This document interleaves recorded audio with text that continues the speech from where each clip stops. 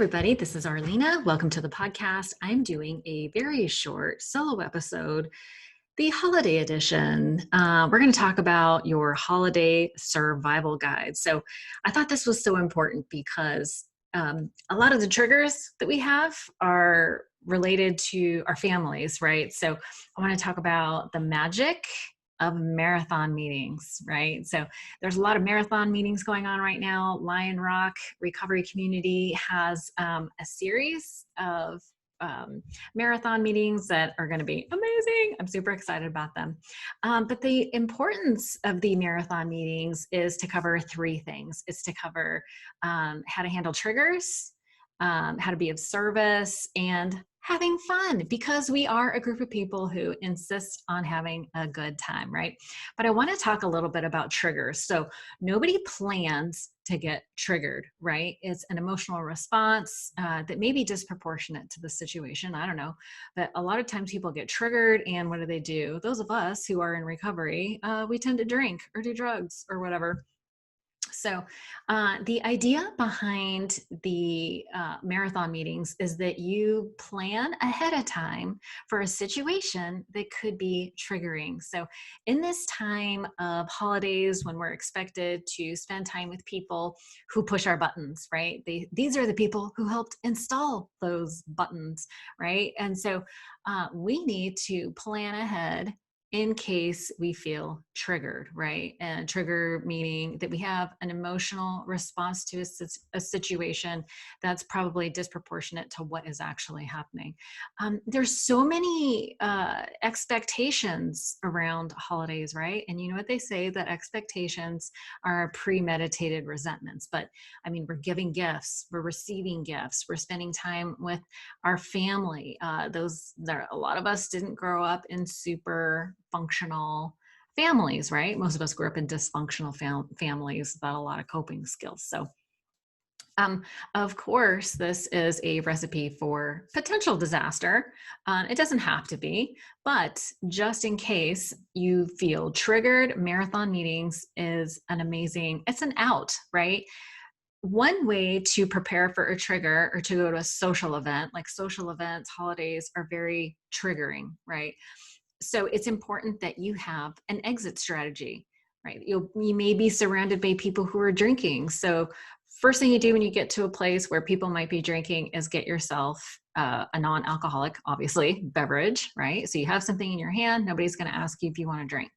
The other thing is you have an exit strategy. So if you're planning on going to a marathon meeting, like the ones that are being hosted by Lionrock, you can absolutely be like, hey, like, you have an exit strategy. I mean, who's going to be mad at you for being of service to other people? Because showing up is an act of service, right?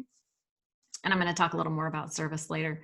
But so planning to prepare yourself for these emotional triggering events is really important. So also, if you could have sort of like an accountability buddy, either somebody that you can bring with you that knows that you're sober and that you're not drinking, or somebody that you can call ahead of time and book in, meaning you call them before you go and say, okay, I'm walking into the situation. I am prepared. If I feel uncomfortable, I have an exit strategy. And then after you leave the event, you check in with them and tell them how it went. It gives you an opportunity to sort of decompress and process your feelings. What went well? What could you have done better? What feelings came up for you, and just process those to resolution, right? And so the other great thing about marathon meetings is it's an act of service. Just by showing up, you are being available for other people to talk, right? And in the recovery communities, we're so accustomed to sharing our feelings, right? So you go, like, we're accustomed to being like transparent and vulnerable, and we talk about what's really going on. So when you show up to these meetings, you're being of service, because by sharing what's going on with you, there's this law of reciprocity. People often feel inspired or compelled to also share something vulnerable. And so it's really an act of service. It's a little Jedi mind trick, spiritual jujitsu, if you will, but it's all in integrity, right? Because you're being of service, you're coming from a place of love, and it benefits both people. That's how we feel connected, right? And in this time of families and holiday seasons, a lot of people that don't have families feel isolated and alone. So by showing up to these meetings, it's really an act of service, which is also carries the other benefit of being a self-esteem building activity, right?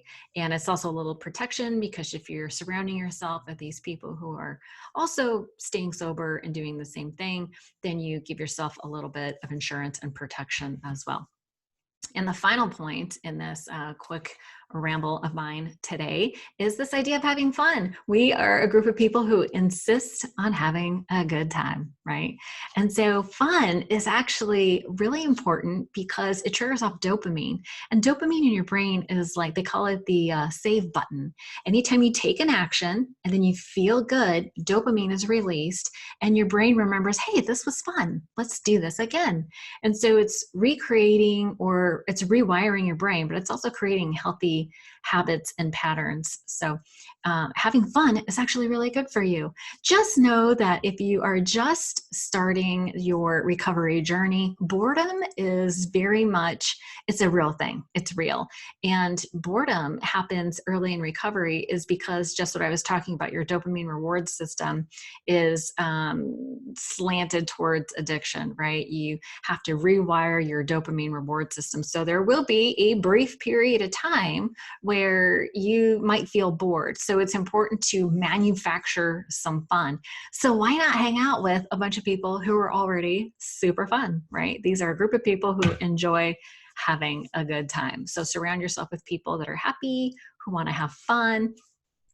There's all kinds of activities that you can do together. So having fun is actually great for your sobriety, right? So important that we live life to the fullest. So anyway, that is my short holiday survival guide. I hope you find it helpful, and I look forward to seeing you on the next episode. See ya. Happy holidays.